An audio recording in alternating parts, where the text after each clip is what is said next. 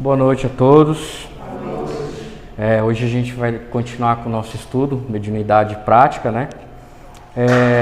Finalizamos o módulo 3, que falamos sobre mediunidade, obsessão e desobsessão. Nesse módulo 4 a gente vai falar sobre a vida no plano espiritual, né? Esse é o primeiro tema, a desencarnação. Logo em seguida teremos no tema 2 os espíritos errantes, as comunidades do plano extrafísico, exemplos de comunidades espirituais 1, né, que são continuação 1 e 2, seria o último módulo, o último tema 5. Depois de finalizado esse módulo aqui, a gente volta de novo e reapresenta o módulo para todos vocês, certo? Bom, hoje o tema é um pouco profundo, complexo e ele está presente na nossa vida intensamente, né?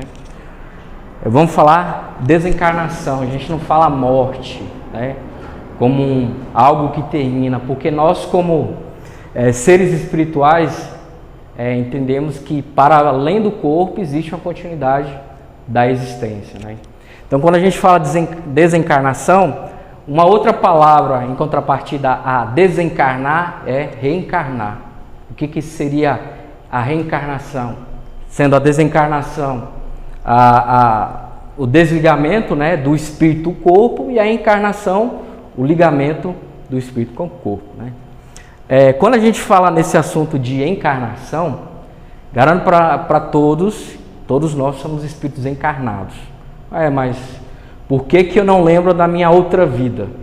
O que ensina a doutrina espírita é que ao encarnar toda a memória do passado, ela é, de certa forma, não que seja apagada, mas ela não é do nosso conhecimento, da mente consciente, da mente racional. Então, toda a informação da nossa vida passada, ela continua no nosso perispírito, porque o perispírito ele não é dado aos intempéries da matéria, ele não apodrece como o corpo, mas ele também tem memória. Então, a vida espiritual, ela existe e aquela informação, ela fica ali no perispírito, e que hoje nós chamamos de inconsciente. É uma parte mais profunda do ser humano, que por vezes, por processos emocionais, ou processos repetitivos, muitas vezes na nossa vida, isso vem à tona, eclode, e muitas vezes nós não conseguimos lidar com essas emoções. Ela faz parte do nosso conteúdo inconsciente. Há muitos anos atrás, eu estava estudando sobre a encarnação, né, sobre pessoas que encarnaram e tiveram lembrança de uma vida anterior. Isso acontece com muita frequência, principalmente na Índia. Tem um documentário da BBC, depois eu vou passar para vocês, chama Memória de Outras Vidas, né, onde relata várias crianças que, ao reencarnarem numa família, começaram a falar, a demonstrar a sua maneira de ser. Chegaram nos pais e falaram assim: não, eu não sou daqui. Eu sou filho ou filha de fulano de tal, que mora a tantos povoados daqui, e essas pessoas especialistas em investigação desse tipo de fenômeno foram investigar e viram que os relatos de outras vidas que essas crianças muitas vezes mencionavam, batia com os fatos que elas estavam falando, né? Então temos vários tipos de desencarnação. Às vezes o espírito é tirado do corpo muito rápido, em tenra idade, né? E ele fica muito próximo à matéria, e é sabido, né, pela literatura espiritual, que existe até encarnações instantâneas. Que seja, a pessoa desencarna e já encarna, né, nessa vida. Então, esse documentário fala um pouco disso, e nós todos, como espíritos encarnados, tivemos outras vidas, embora seja difícil, né, conhecer isso, porque é um conteúdo que fica no inconsciente. Às vezes ele aflora e a gente não domina o que é essa situação, ou aquele hábito, aquela tendência, né? A gente vê também como Mozart, né, aos 5 anos de idade, escrever partitura de música. Como ele foi capaz disso? De onde vem esse conhecimento que não poderia ser adquirido em pouco tempo? Então são memórias inatas que estão no subconsciente, e isso vem à tona. E nós, como espíritos encarnados, não passamos só pela encarnação na Terra. Alguns espíritos, até entre vocês aqui, não confabulando com isso, mas vieram de outras rondas planetárias, de outros sistemas, né?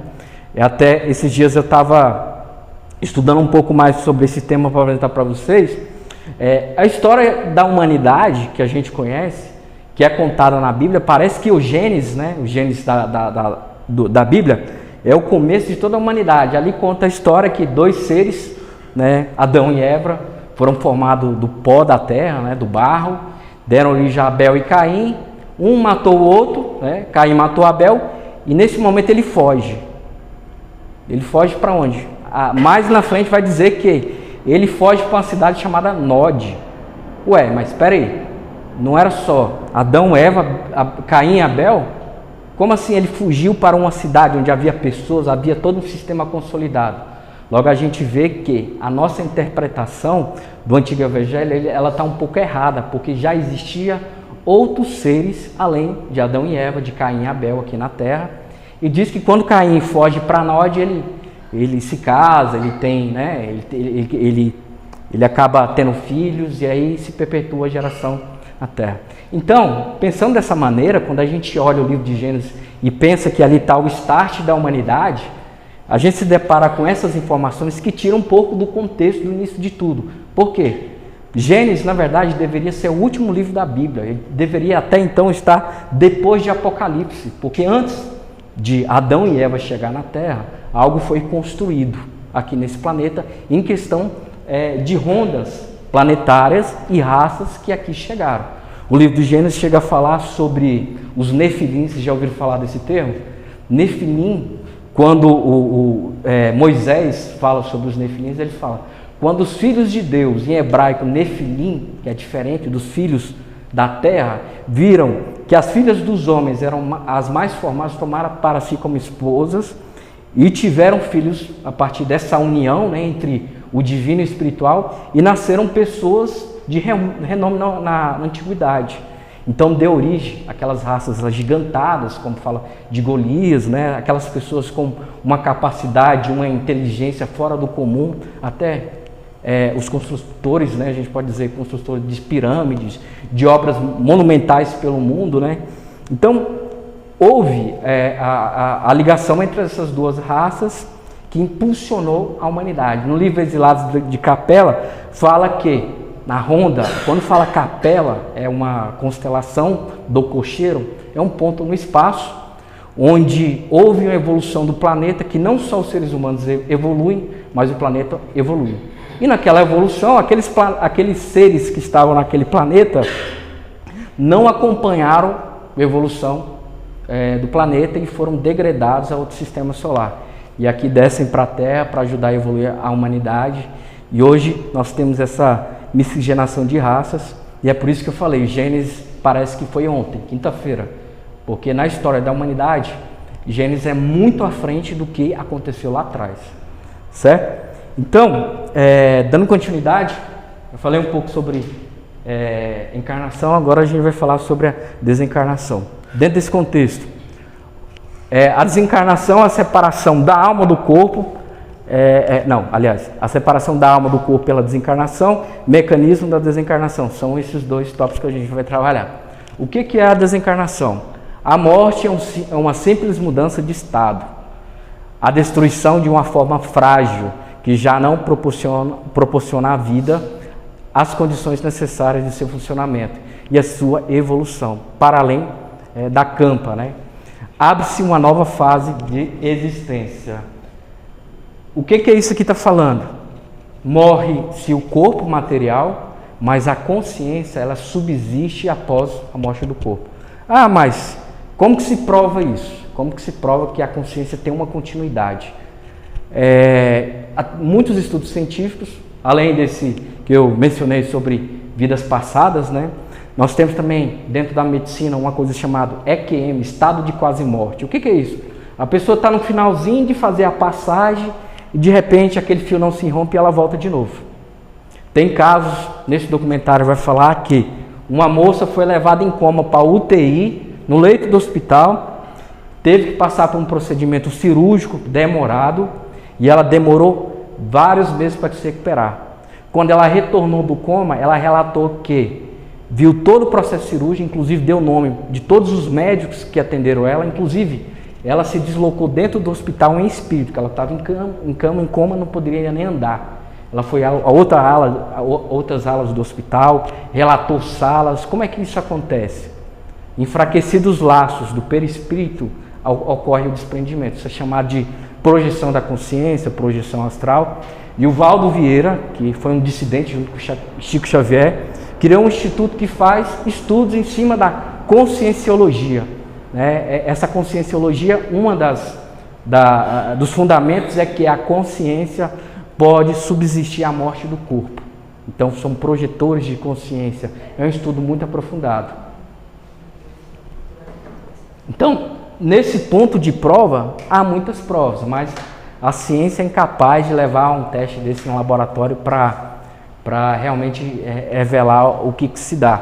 Então, desencarnar é mudar a faixa vibratória. Nós, encarnados, temos uma vibração no corpo mais densa.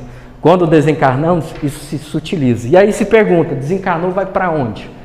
É um lugar no espaço? É um céu? É Aruanda? É nosso lar? É umbral? Ou inferno, como diz a literatura cristã? São faixas de vibração como estações do rádio. Então a gente muda ali a frequência do corpo vibracional. Aí a gente chama de espírito, a gente não fala do encarnado, porque já está na condição de espírito, e ele acessa as frequências. Então, morremos bem quando vivemos bem. E a condição de céu ou inferno, de paraíso ou purgatório, é uma questão da mente. Basta você pensar, onde é que a minha mente está agora? Como que a minha vida está agora? É uma sintonia mental. Então, basta saber como está a sua vida agora, que você vai saber exatamente em qual faixa você estará durante a desencarnação. Lógico que não se dá como as coisas aqui, Então, um sentimento humano, agora como espírito encarnado, ele tem suas limitações. No plano espiritual, isso é incomensurável, é muito maior do que nós podemos projetar, Então, o plano espiritual a qual esses espíritos vão após a desencarnação, a gente chama de plano astral, É um plano mental, porque os espíritos que estão ali têm consciência. É um plano totalmente diferente daqui, porque, primeiro, não existe tempo, presente, passado, futuro são a mesma coisa. Mas como assim? Tem espíritos que desencarnam, vamos pegar lá a civilização mais antiga, que a gente tem conhecimento do Egito. Tem espírito que desencarnou no Egito e ainda está lá naquele tempo do Egito. A consciência dele está presa no espaço-tempo. E esses espíritos existem muitos tratamentos no plano espiritual, os espíritos são resgatados, inclusive aqui no Vale do Amanhecer, em Brasília, eles trabalham com o culto aos ancestrais. Aí você vê aquele povo vestido de mago, de ninfa, aquelas vestimentas. Aquilo nada mais é do que uma coisa chamada evocação de época. Por quê? Vestindo daquela forma, agindo naquela postura, no grau de consciência do médium, esses espíritos se aproximam e aí é feito um diálogo ali, não diálogo boca a boca, mas um diálogo de transmissão energética, pela telepatia. Irmão, sai aí do sarcófago, porque já venceu, cara. Aí ele espera chegar o Deus, dos mortos lá, e de repente chega o historiador lá com a vassourinha assim. Meu Deus, o que está acontecendo aqui? Violaram a minha tumba, Então, eles estão presos no tempo pela consciência. Mas é muito fácil saber quem morreu. Não é fácil. Ter consciência nesse plano aqui é a coisa mais difícil que existe. Eu vou dar um exemplo para vocês. Quando nós dormimos, a gente sonha, Então, durante o sonho, que é o estado lúdico da alma, a gente concorda com vários absurdos. A Carol mesmo, um dia, no sonho, chegaram para ela um corretor, falou assim, olha, muda aqui para essa cidade que aqui tem o mar. Falou assim, nossa, Brasília tem mar? Claro que tem, é depois do Gama. Opa, maravilha. É um plano ilusório, então a mente ela não adquire essa consciência, mas como tem casos também, onde ocorrem projeções lúcidas, que a pessoa começa a entrar no estado lúdico e de repente fala assim, o que é isso aqui que está acontecendo? Que confusão é essa aqui? E ela começa a despertar um pouquinho a consciência. Caramba, eu estou sonhando, eu vou observar, não vou participar, não vou me envolver naquilo que foi criado. Por quê? O plano astral ele é elástico, o pensamento molda tudo. E assim também como na vibração de espírito mais denso que descem para o umbral, aquela vibração vai projetar no plano espiritual, muitas vezes vícios, tendências, né? Às vezes antipatia com pessoas. Então a pessoa fica ali naquele ciclo e não tem consciência.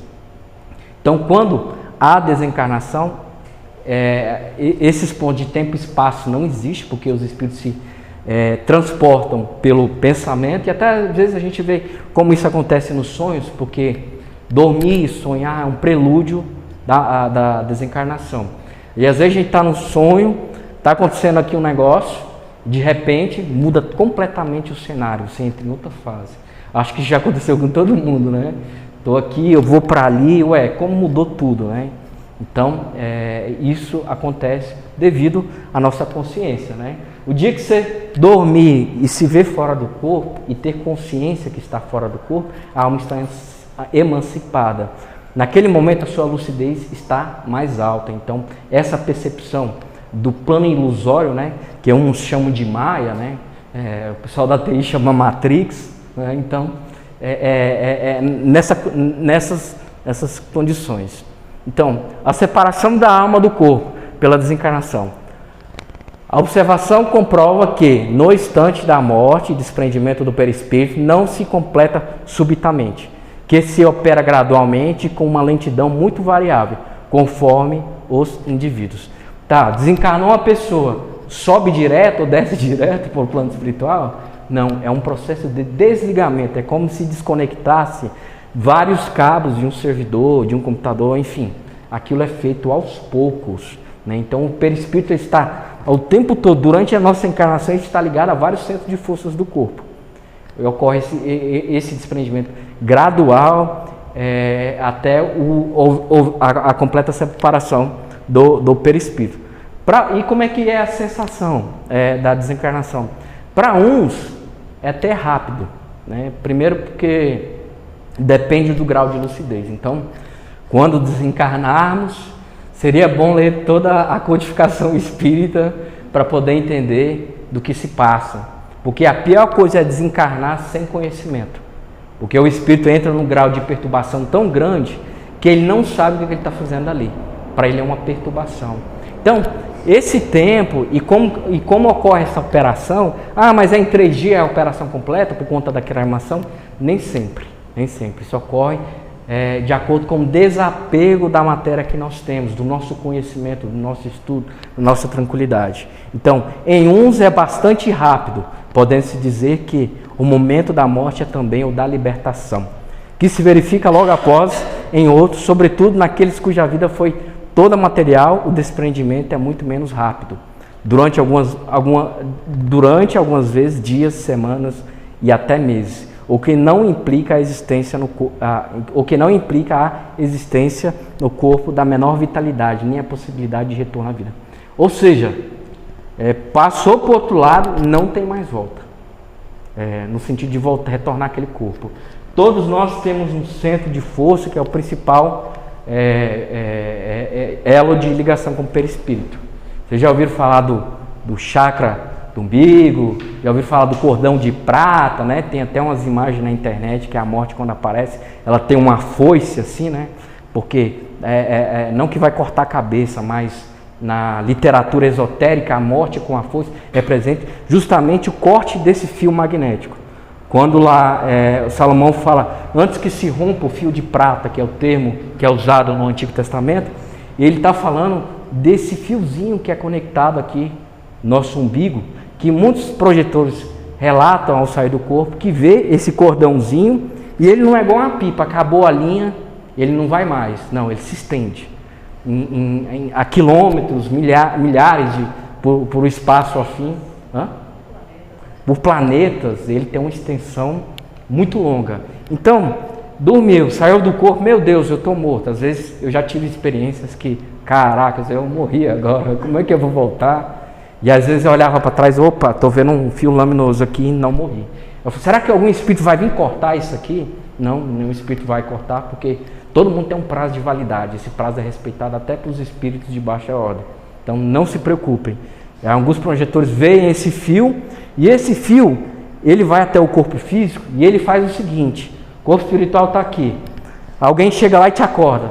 Tem que ter um contato para dizer que, volta aí, volta para o corpo, levante-se, né? Então, é uma ligação magnética que existe e durante a desencarnação esse fio é cortado. Então, esse é um dos fios de ligação que existe, né? Separação da alma do corpo pela desencarnação. Na situação específica dos suicidas, o sofrimento pode ser significativamente maior. Não só pelo arrependimento do ato cometido, que usualmente os atinge, mas porque, havendo ainda fluido vital circulante no organismo, visto que a desencarnação não estava prevista para aquele momento, os laços perispirituais estão mais fortemente presos ao corpo físico. Ou seja, todos nós, quando estamos encarnados aqui, não sabemos o dia da nossa desencarnação, mas existe uma programação espiritual. O suicida, que nós temos que ter compaixão, né, porque ele é justificável, porque é um desespero da alma, né, isso pode, naturalmente, acomete, infelizmente, algumas pessoas. O processo de desencarnação deles é mais demorado, é mais sofrido. Então, por quê? Esse fio, ele está fluindo intensamente entre o perispírito e o corpo físico.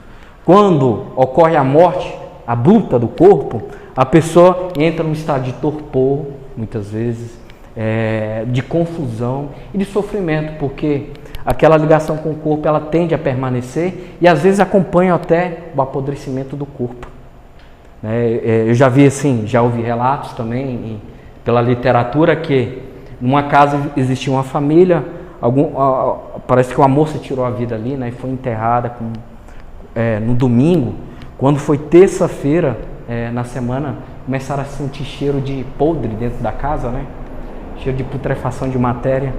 E aí não achava a origem desse cheiro. E de tanto tentar, que o dor se prolongou, né? De tentar descobrir essa causa, não encontraram. E agora vamos ver com a espiritualidade. Chamamos todo mundo, já limpamos a casa, fazendo defumação e tudo mais. Não se acha a origem desse cheiro. E chamou o médium lá para poder ver o que estava acontecendo. Essa pessoa tinha tirado a vida, né? Existia fluido vital animalizado ali, que de certa forma existia uma fina conexão com o corpo, e esses odores, eles são capturados pelo plano espiritual, porque o perispírito é matéria, ele é matéria, não apodrece igual o corpo, mas ele é capaz de manifestar aromas, odores, né? Inclusive algumas entidades espirituais, às vezes está numa sessão, né, que está uma paz, uma tranquilidade muito grande, e aparece um cheiro de rosa, de essência, entendeu? Aquilo faz uma das capacidades do perispírito é de plasmar a matéria, né? Não existe o fenômeno das manifestações físicas, como isso ocorre, adensamento de perispírito, né? Então isso são processos e mecanismos. Então nesse caso, para o suicida é um processo muito lento, dificilmente ele consegue chegar num estado de tranquilidade, mas quando a gente faz a nossa prece, a nossa dedicação às pessoas que desencarnaram, eles são assessorados por outros espíritos ali que ajudam na passagem completa, nesse desligamento. Os espíritos vão lá, vou falar sobre os 4 pontos de forças vitais aqui, durante o momento da desencarnação, eles impõem as mãos e ali vão desfazendo aqueles laços. O suicida, ele sempre vai para as camadas mais inferiores, porque tem transtornos que, por exemplo, a pessoa tem depressões profundas e numa dessas ela tira a própria vida, né? Ela também vai para essas camadas mais inferiores? Pelos mecanismos do desencarne, né? Então há uma quebra de uma lei, então não significa que seja uma sentença, que essa pessoa seja desassistida. Esse suicida, ele merece clemência de Deus, né, de auxílio dos espíritos, ele vai ser recuperado. Mas todos nós, né, quando temos um trauma no corpo, né, a gente sente a dor. O processo de desencarnação para um suicida, há dor, não tem como tirar aquilo lá. Mas a compaixão e o amor de Deus é tão profundo que não existe lugar onde não penetre o amor de Deus, na benevolência dos bons espíritos. Ele vai ser assistido de qualquer forma. Não existe espírito suicida fala, não vou assistir porque tirou a vida, fez tudo errado, agora tem que pagar. Não existe isso, punição. Deus não pune ninguém. Então, com certeza, todos os espíritos que entraram no processo de suicídio, eles vão ser assistidos, vão ser esclarecidos. Por quê? Durante a presente encarnação, às vezes, alguns processos, né, distúrbios, como você falou, a mente ainda estava agitada. Então, é feito aquele reequilíbrio mental e essas almas são tratadas, certo? Mas, de fato, com a separação do corpo, ela é dolorosa, mas eles não são desassistidos. Posso só fazer uma observação aqui? Pode. No começo do ano, uma amiga minha morreu, né? Com um medicamento. O seu Branca me explicou que quando acontece isso, o inferno da pessoa, né? O inferno entre aspas, é o próprio arrependimento. Porque na hora que desliga ali do corpo, do espírito, a pessoa se arrepende tanto e acaba ficando nesse loop. Exatamente. Então ela fica ali se perdendo. Porque não era a hora, a mente não estava preparada. Eu acho que ninguém está preparado para desencarnar, né? Ninguém está preparado. Mas desencarnar um estado de turbulência mental deixa as coisas um pouco mais complicadas. Então a busca da serenidade e o conhecimento dos processos do desencarne muitas vezes nos ajudam. Auxiliar as pessoas também, as famílias que aqui ficaram, que é muito triste, né? No caso de suicídio. Então, agora a gente vai falar sobre os mecanismos de desencarnação, a transição do plano físico para o espiritual. Esta acontece com o desligamento dos laços perispiritual, que quando se completa, o moribundo é doente, encontra-se em estado de inconsciência. O processo da transição pode ser mais ou menos duradouro, segundo as condições espirituais do desencarnante e o gênero de morte. Então, em alguns casos, o desligamento do perispírito ocorre de forma até inconsciente, ou seja, a pessoa vai para o hospital, tem um quadro de doença, né, que vai levar ela à morte, e você vai ver que a vitalidade da pessoa começa a diminuir, ela vai sendo tirada aos poucos. Às vezes a pessoa relata assim, nossa, essa noite eu sonhei com meus parentes, a minha mãe veio e falou comigo, o meu pai me cumprimentou, o meu primo, não sei o quê. Ela já tem uma antivisão, por quê? Ela já está mais do outro lado do que aqui. Então, é um desencarne mais tranquilo, mais suave, mas tudo é um processo, né? Não é fácil trocar de uma faixa vibratória para outra. É como nós, assim, agitados, nervosos, de repente tivéssemos um estado meditativo instantaneamente, né? É preciso baixar algumas coisas. Né, quando meu marido faleceu e ele ficou uns dias internado, né? E eu sentia que estava bem fraco, né? Sentia a presença dele, mas bem fraca.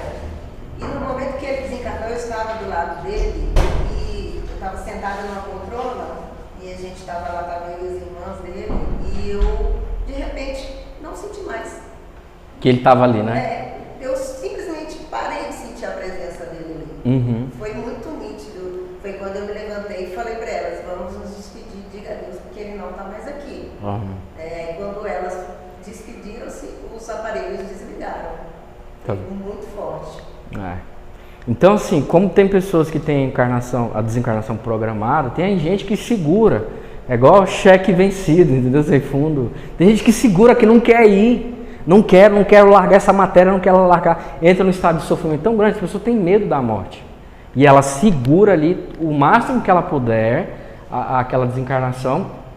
E assim, para ela se torna, em algumas vezes, um sofrimento, né? Aí quando vai esclarecendo, a pessoa vai aceitando algumas coisas, acaba que, se for o momento e a vontade de Deus, os elos, né, que seguravam, acabam se rompendo e a pessoa parte para o plano espiritual. Então, se eu, por exemplo, eu vou falecer na semana que vem, essa semana já começa o meu desligamento? A pessoa já tem um prenúncio disso. Tem muita gente que fala assim, nossa, fulano antes de morrer, chegou na família, fez uma festa, me pediu perdão, né? A gente estava vendo... a gente estava vendo aquele documentário da Xuxa, né? Que o Senna, antes, que ele era apaixonado pela Xuxa lá e tudo mais, era um amor que eles não conseguiam ficar juntos. Então, antes do Senna morrer naquele acidente, ele falou muito da Xuxa, queria ver a Xuxa sentiu de ver ele, entendeu? Então, existe um prenúncio Depende do grau de consciência. Esses espíritos eles podem sentir que algo está chegando. Tem gente que vai desencarnar, aí começa a mexer com a apólice de seguro, começa a mexer com conta bancária, fazer movimentação, deixa tudo em ordem, né? Assim, parece que a pessoa já sabia. Como assim? Né? As pessoas sentem isso, né? Como a mãe sente a presença do filho aqui ou ali, existe uma conexão mental, né? Nós sentimos isso, né? Às vezes tem até uma questão que eu vi também há muito tempo atrás no Big Brother, há muitos anos atrás, né? Que tinha uma moça em rede nacional ao vivo, que é gravado aquilo lá, né? Uma moça que tinha lá, que ela tinha uma mediunidade. Aí de repente ela na cena lá, ela começa, oi e tal, minha irmã tá me chamando e tal. E naquele momento exato, a irmã dela tinha desencarnado. Isso foi passado em rede nacional. Ela sentiu que era a hora. Os espíritos se comunicam. Tô deixando o plano matéria. Não é mais o meu momento. Segura a onda aí, que o momento vai chegar. Que a única certeza da vida é a morte, né? Então, um momento vai chegar. Então, eles sentem esse prelúdio, essa sensação. Às vezes, alguns podem sentir de melancolia, tristeza, né? Às vezes, ou alegria também. E o desencarne é uma libertação, né? Então, cada um sente de acordo com a evolução da consciência que tem. Então, o auxílio dos trabalhadores espirituais. Tudo indica que o processo desencarnatório é operado por espíritos especializados, que em geral agem segundo uma sequência específica, obviamente com as naturais variações, conforme as condições apresentadas pelo desencarnante e circunstâncias do tipo de morte. Ninguém morre igual. Ninguém desencarna igual, sempre tem mudanças, as variações dependem da personalidade, depende do grau de entendimento, depende do grau de materialidade daquele espírito. E espíritos especializados, que são os agentes do karma, eles cuidam disso, da saída do desprendimento do perispírito. Então, existe uma organização, não é assim, morreu, acabou, vamos assistir aquele espírito ali que acabou de partir. Não é uma coisa assim... que é um atendimento de demanda, né, de gente morrendo.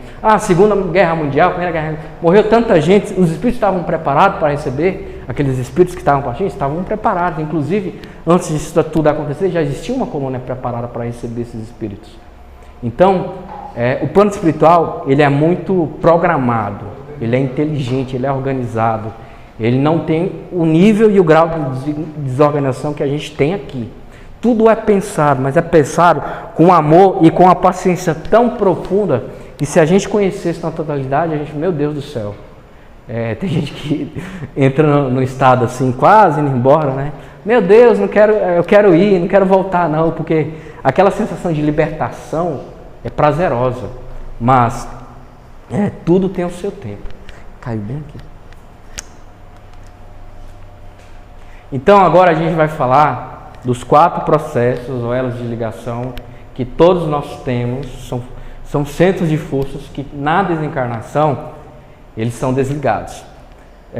Aqui eu preparei aqui um negócio melhor que vai falar etapas da desencarnação. Aqui está o ser encarnado, né?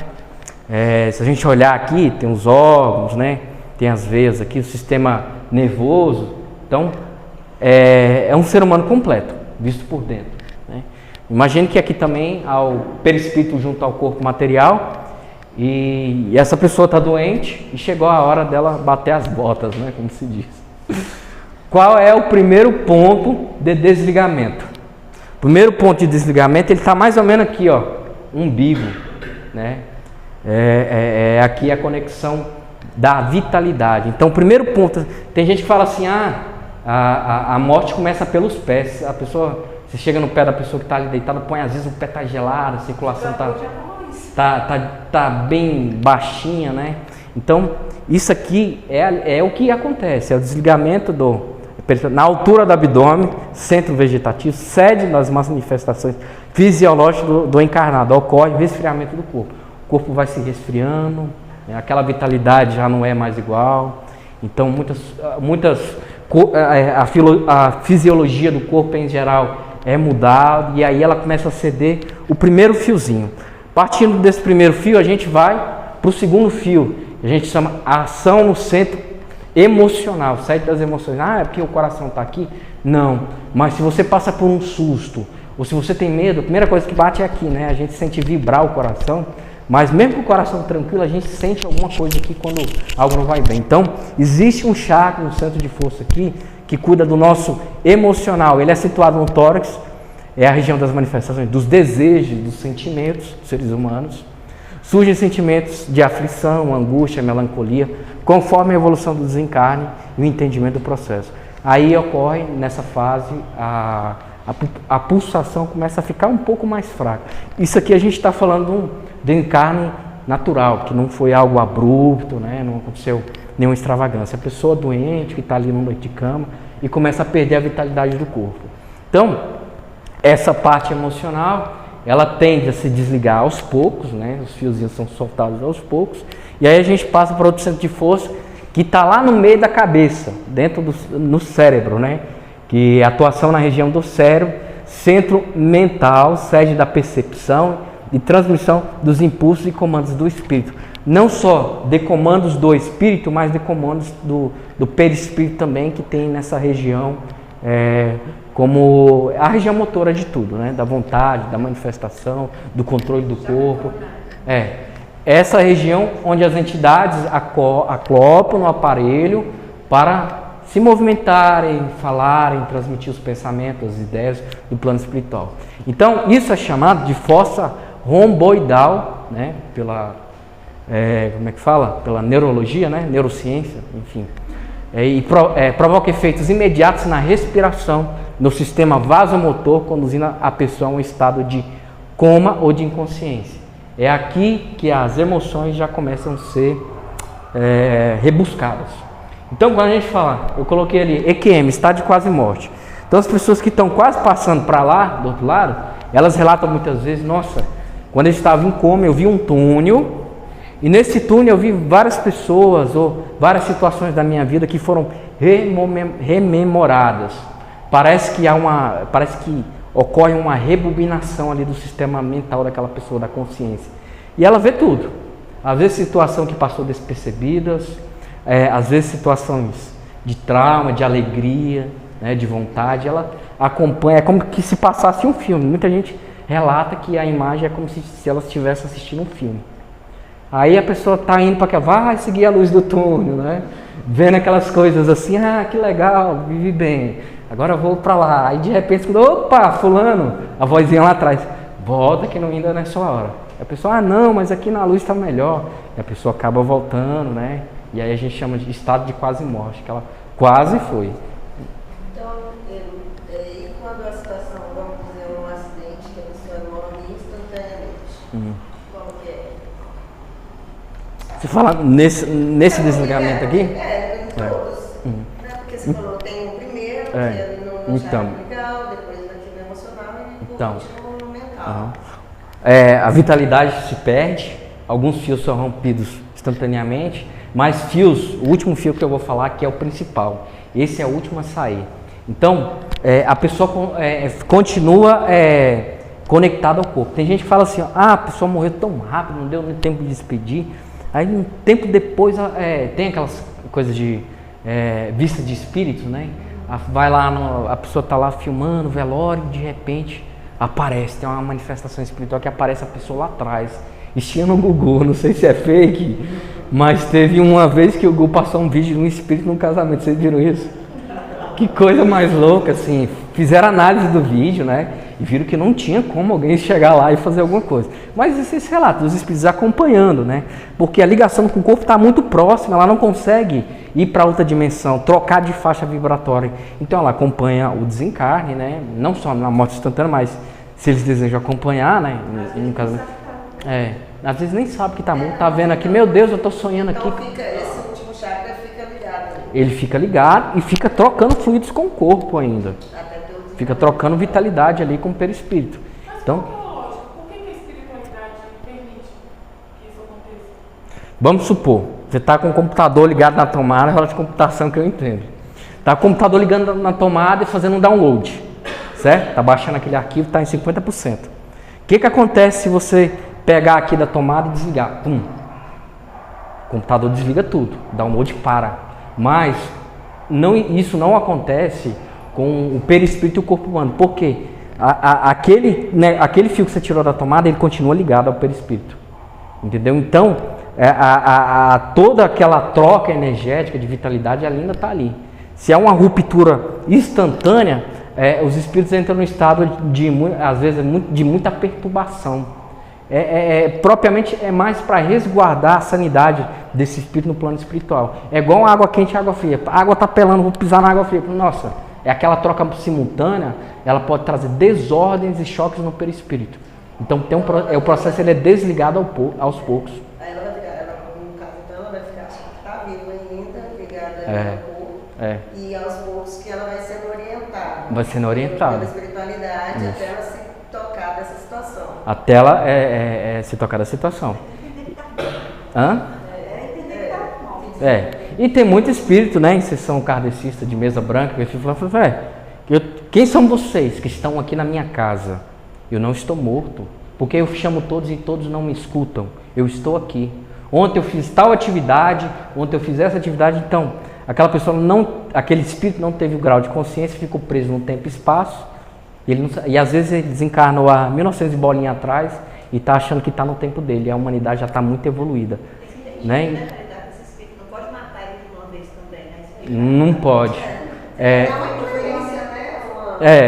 Foi no trabalho que o espírito veio na sessão, o espírito, e ele estava morto debaixo dos escombros, mas ele achava que não, estava pedindo socorro. Exatamente. Sai daqui, me tira daqui que eu estou vivo, eu quero sair daqui, eu estou vendo. Mas ele já estava morto. E às vezes muitos anos, às vezes milênios, eles estão presos num tempo e espaço, porque a consciência não tem presente, passado, futuro, não. O tempo na espiritualidade está para todos os lados.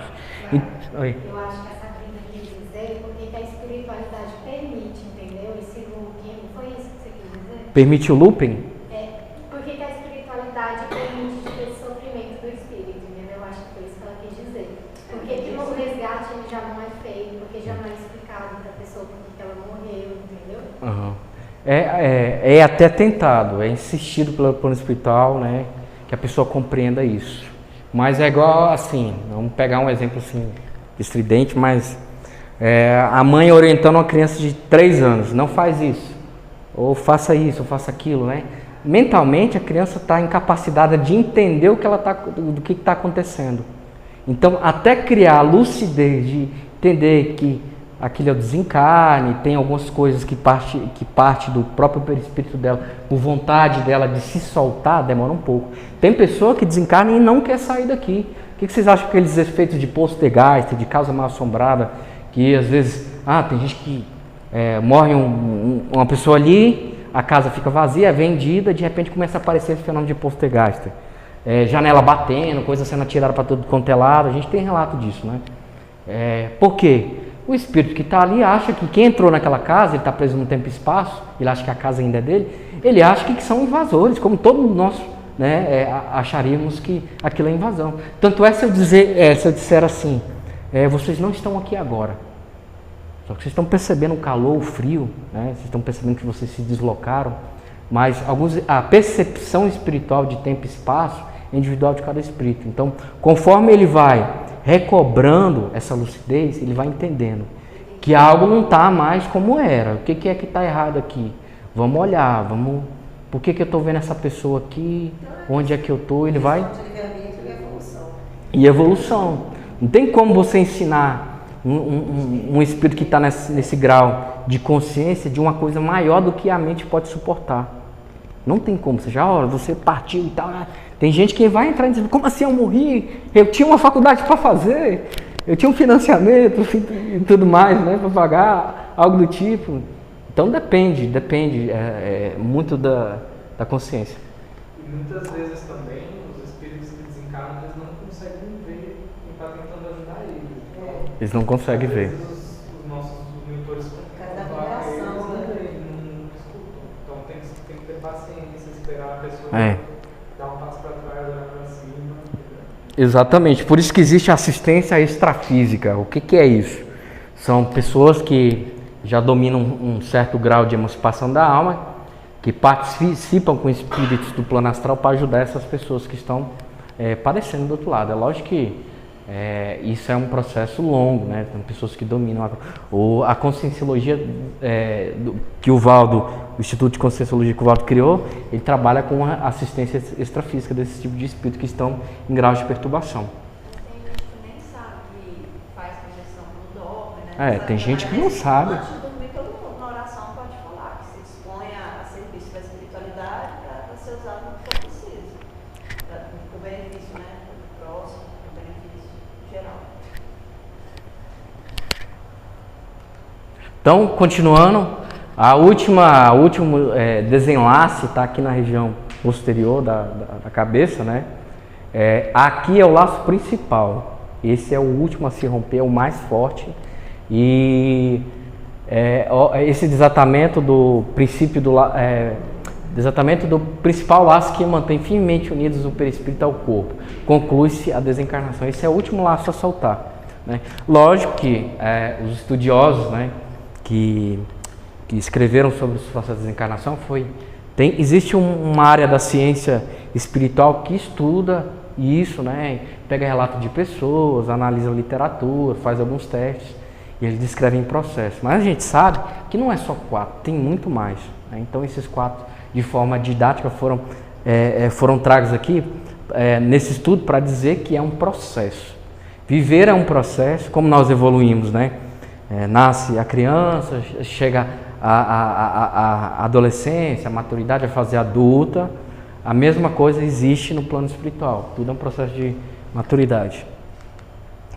Quando termina esse último laço, o que aquele corpo é? O corpo volta à Terra, né? Como está descrito no Gêmeos, o espírito volta a Deus. E aí ele vai retornar para o plano espiritual. E aí ele volta como? Com que tipo de corpo? Ele é só espírito? Não. Ele volta na forma do perispírito, que ainda é matéria, mais sutil, mas ainda é matéria.